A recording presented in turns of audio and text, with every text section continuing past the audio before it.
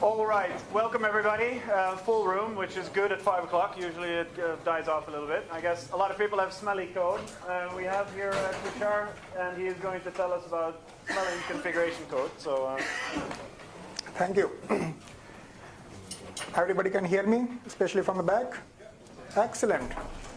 Okay, my name is Tushar, as he introduced me, and I am a researcher in Athens University of Economics and Business. Let me, before I start, let me do a quick reality check. How many people use Puppet? Wow. And anything else? Any other configuration system? Ansible, CFO? That's also nice. Excellent. So you are very much in the right room, because I'm going to talk about Puppet, and that all the smells that I'm going to talk about, they are more or less applicable in other configuration management system also. So what I'm going to talk about, smells in general, configuration smells in particular. I'm going to take a few examples, and I'll show why we consider them as a smell. And towards the end of it, I'll talk about tools that we can use to detect these smells. So let's start with the term smell. The term smell was introduced in this book by Kent Beck in chapter 4 of this book, and he described it as certain structures in the code that suggest or sometimes scream for the possibility of refactoring. This is an informal definition, and I would like to give you an idea, a deeper idea, a better idea what a smell may look like by using an analogy. And I would like to do I'm introducing a new word called jugaad. Anybody in this room has heard of this word jugaad? Yeah. So jugaad is, it's okay, because jugaad is a Hindi word. And by the way, Hindi is, if I'm not wrong, fourth widely used language in the world after Chinese, Spanish, and English. So this is the word from Hindi, and which means a workaround, a simple workaround, or a hack. This, whatever the definition is, probably doesn't give you the sense what a jugaad may look like. So let me give you a few examples, real-world examples.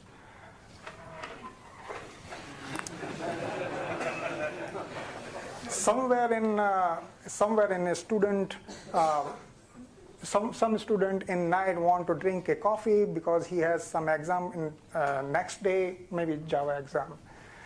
And the canteen is closed in the night, so he's using iron box to make the coffee.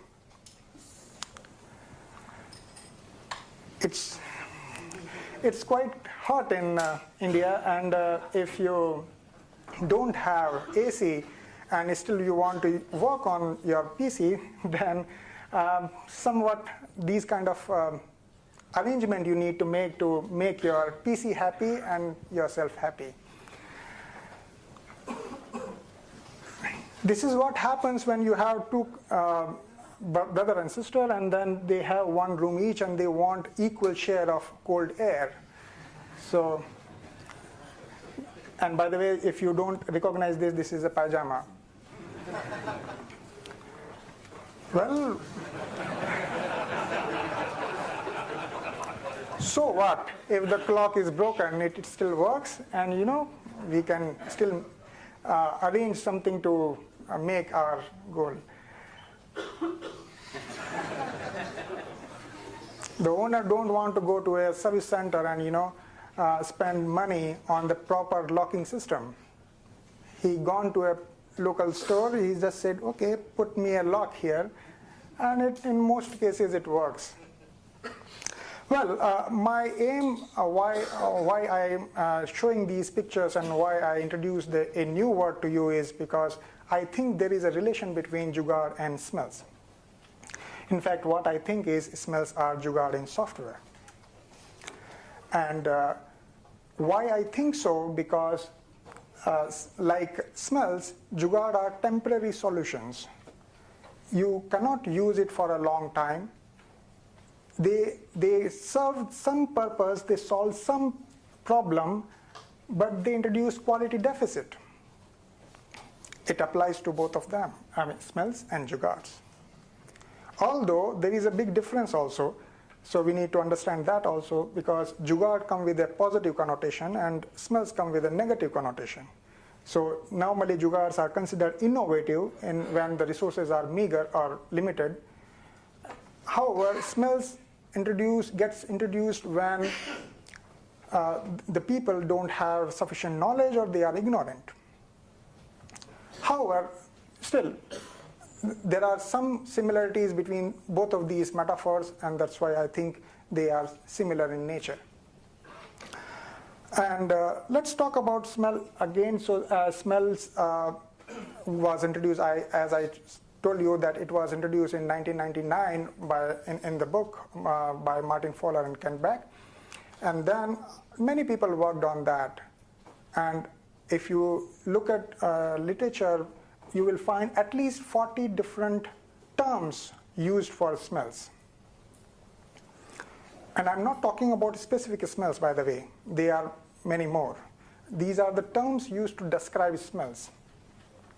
And I also work a lot at least from last 4 or 5 years on this topic. And one of the things that I'm proud of is this book, which I co-authored with my other 2 colleagues, which is on design smells, the smells that may occur in design, software design.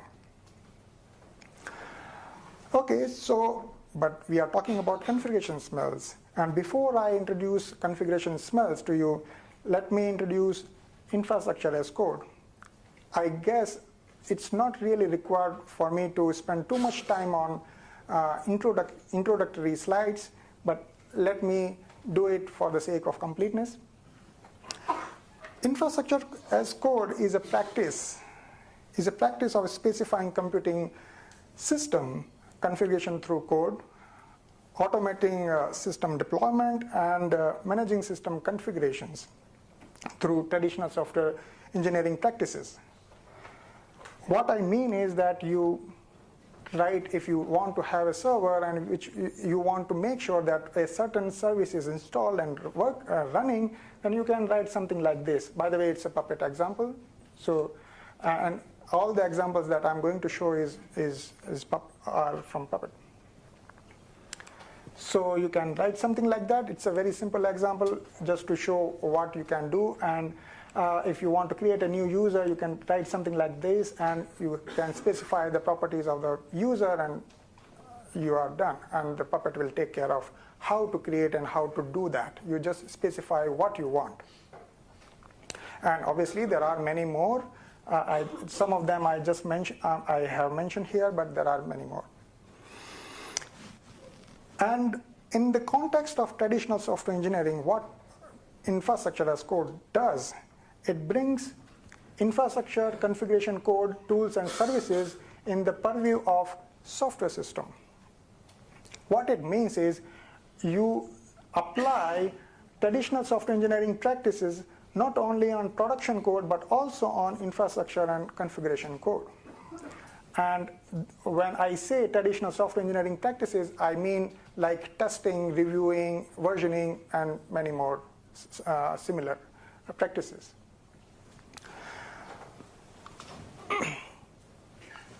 And this is the time to introduce configuration smell. Well, this is a big definition, but probably 2 most important things in this definition is that it violates the recommended best practices. So, these are the best practices coming from the experiences. People like you, they have a lot of experiences in writing Puppet code or in general configuration code, and they derived some best practices. So these are the best practices. If a newbie is violating these best practices, basically he is actually introducing configuration smell. And these are the smells that, why we consider them as a smell, because they affect programs' quality in negative way.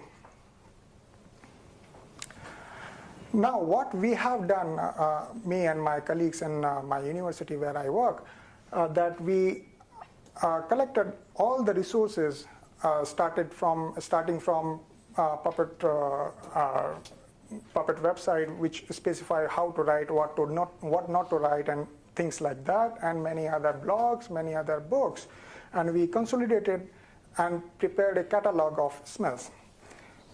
And we classified them as two types of smells, configuration smells. One is implementation configuration smells, and another one is design configuration smells. So implementation configuration smells deals with the local impact like styling, indentation, and something like that, naming convention. And the design configuration smells deals with the module structure and the structure of the repository and things like that. So what I'm going to do is I'm going to take a few examples in both the categories, and I'll show you what we consider as smells. So this is a piece of Puppet code. So let me go one by one. So in Puppet, import is deprecated. And so if we use, and probably there might be many other statements which are deprecated. So when we use deprecated statements, we introduce smells. To do or fix me. Almost every developer in the world has at least one or two to-dos in his code. So which signifies that you want to do something, but you are waiting for some golden time. So that's indicate that's the incomplete task, and we consider it as a smell. If you have a long statement, it's difficult to read, difficult to understand, and if you have more than a certain number of operators in a same expression, then we also consider it a smell. Well, you use case statement, but you forget to write default. Then it's, wow, that's okay. It's the admission that, okay, I'm doing that. Duplicate entity, you have a same attribute specified multiple times. Missing conditional, when you have a else if, but you don't have leading else. So if you don't have leading else, which means that probably you should make this else if as a else. There are certain conventions when it comes to usage of quotes, especially in Puppet. So when to use single quote and when to use double quotes. And when you violate those best practices, then you introduce improper quote usage smell. Same applies with the usage of variables. So you need to guard the variable if you are using and quotes. So that's another smell. And alignment, although it may look very trivial, but alignment is also makes it a little bit difficult to read if you don't align the lines in your code. And invalid property value. So you're supposed to specify the property value using 4-digit octal number rather than 3-digit, as it is done here. And misplaced attribute. So the required attribute must come first, and optional attributes should come later. So if that gets violated, then you introduce that smell. Similarly, let's take some more examples for design configuration smells. And as I said, that design configuration smell deals with module design and the structure of the project or the repository. And what I'm going to do is I'm going to show some code, something like this, and I'll ask you please feel free to say what you think about this piece of code. So, okay, there is a file and a Puppet file, and then you see something like this. You have class, declaration, again class, class, class. Or take a look, this is another snippet. you have a class and you have certain resources described. So you have one package, service, package, file, user. What you see, what could be a problem here? The MySQL has to do anything with patching? Yeah. These two things are related with Apache, but okay, this is MySQL as we can see. This is PHP and many other things. So they don't go with each other. They are not cohesive with each other. And when we say, people who code in traditional software engineering languages, we know that that's called single responsibility principle. If we write a method or a class that's supposed to follow single responsibility principle, and when that gets violated, we introduce multifaceted abstraction.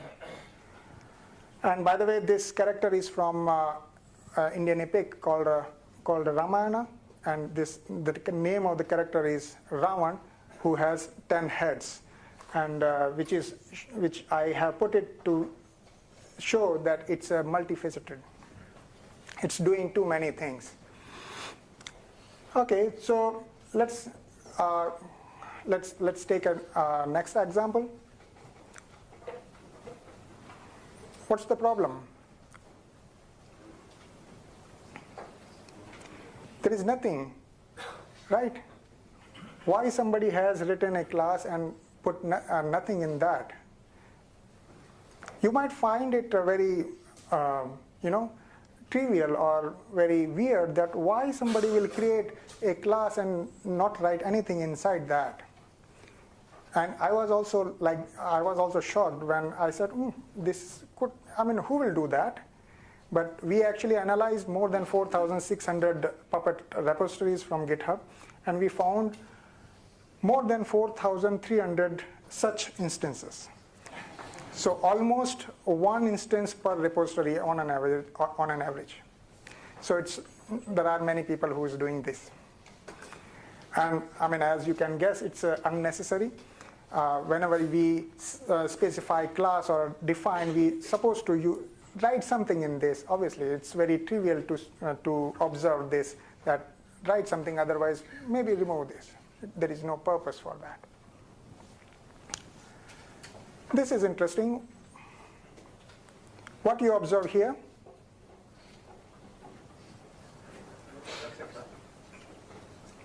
Yes? Yes. But is there any problem? So what? Execs are allowed in Puppet. It's not declarative. Excellent. That's not declarative. Puppet, by definition, natively, it's a declarative language. What it means is that you're supposed to specify what you want. What you want. You're not supposed to say that exactly what you want to achieve, how you want to achieve. That's not your job. You just need to specify to Puppet that what precisely you want to achieve. And obviously, you can write some exec statements.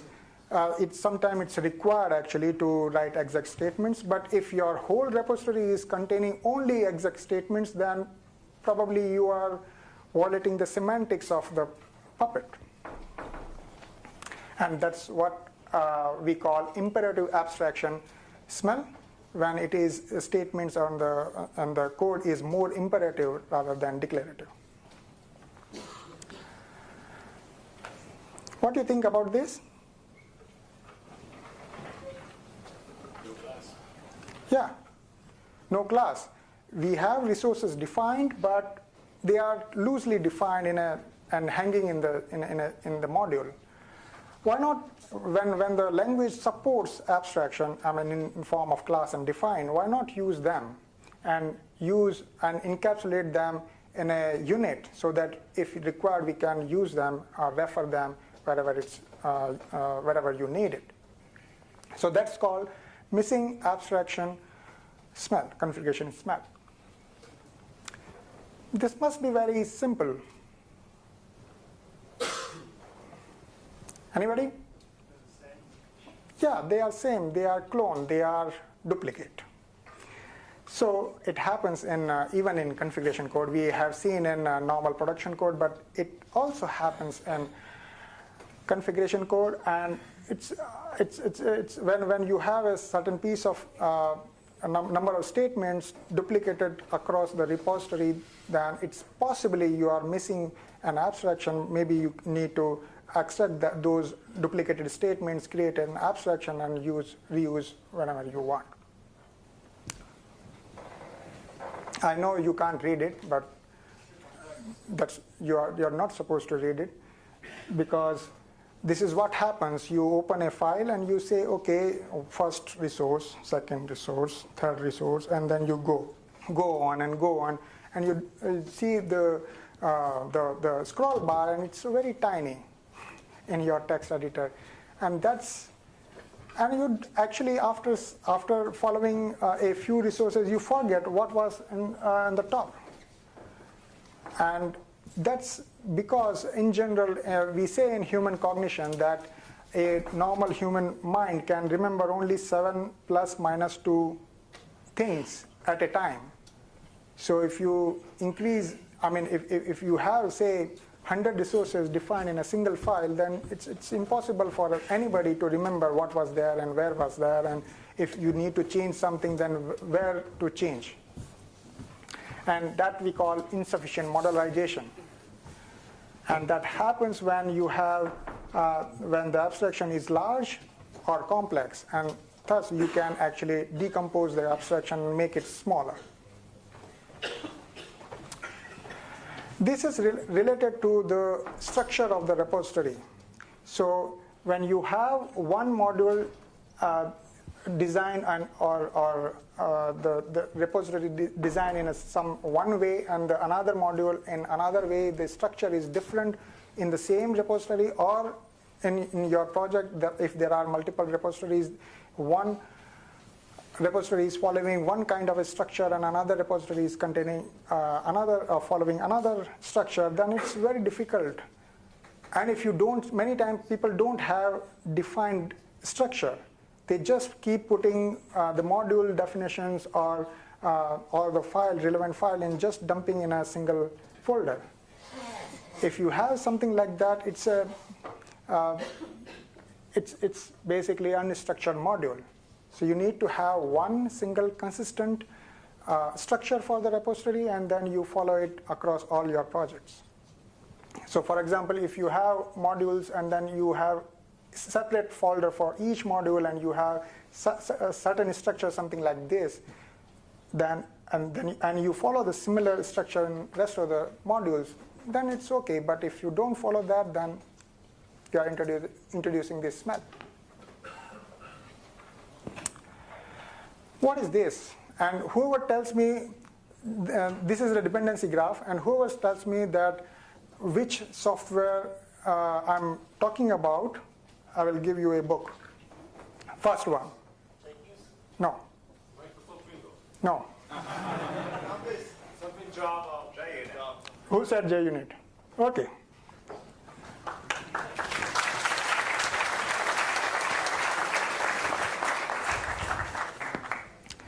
This is the dependency structure of JUnit, and you can see this, that you can't make sense of, at least immediately you can't make sense of what's happening and who's depending on what. You need, a normal person requires some time to understand what's happening here. And probably in our projects also, if you go and generate something like this, some diagram, something like this, then you will find something close to that. I'm sure about that. And when something like this, very dense, happen, we say it's a dense structure smell. And it's basically the repository has excessive and dense dependencies to different modules. There are two scenarios here. In the left-hand side, we have some resources referring to each other, and there are many references to other modules. In the right-hand side, there are more references inside a module and lesser outside the module. And in traditional software engineering, we call these concepts as cohesion and coupling. So when a unit has resources which is tightly related to each other, we say it's showing high cohesion. And when the same module is showing, it's depending on a lot of other modules, then we say it's showing high coupling. And this is what we captured in this smell. We say it's a weakened modularity when it is computed like it's a ratio between cohesion and coupling. And it happens when a module is exhibiting high coupling and low cohesion. Okay, so at this point, let's take a step back and think about it. Why smells are important? I mean, you may think that some of the smells, at least some of the smells that we've seen, they are very trivial. Think, for example, alignment. It's very trivial and you probably ignore it. But think about it, why it is important to consider the impact of a smell. Have you heard of a story of a camel whose back was broken by the straw? Yes? Sorry.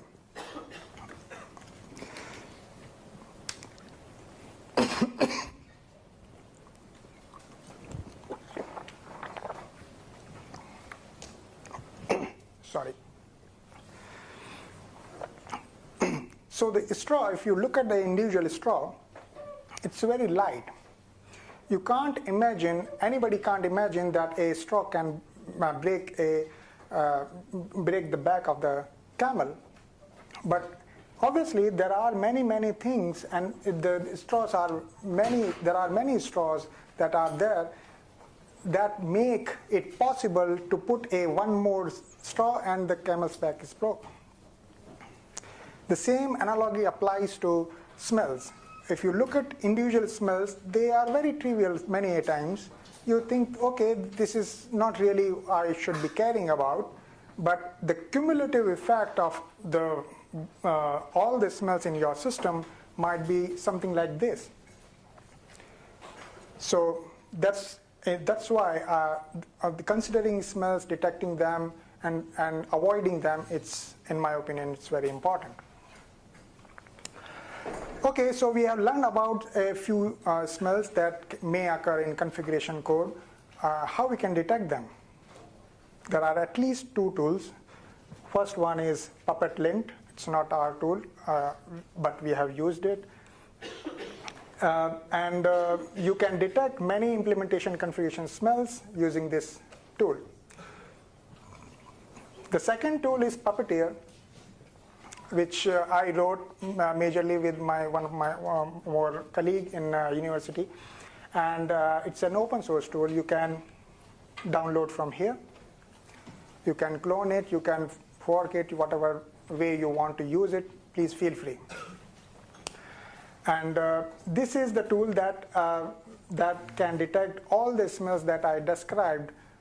You can detect all of those smells in Puppet code. So feel free to use them. We also carried out a study, since we are by default researchers, so we carried out a research on Puppet code and the quality of Puppet code, and we analyzed more than 4,600 repositories, approximately 9 million lines of Puppet code, and we found many interesting patterns there. So if you are interested in that study, this is the link. You can download the paper and you can go into the details. Or you can write to me or you can call me and we can have a discussion. So let's summarize. What should I put it here? Please be louder. A, yes. Here. S and L here. Puppeteer, yes. And what you get is maintainability. Okay, that's it, folks. If you want to troll me, this is my Twitter account. If you want to troll me privately, this is my email address. If you want to physically troll me, you can come here and you can talk to me.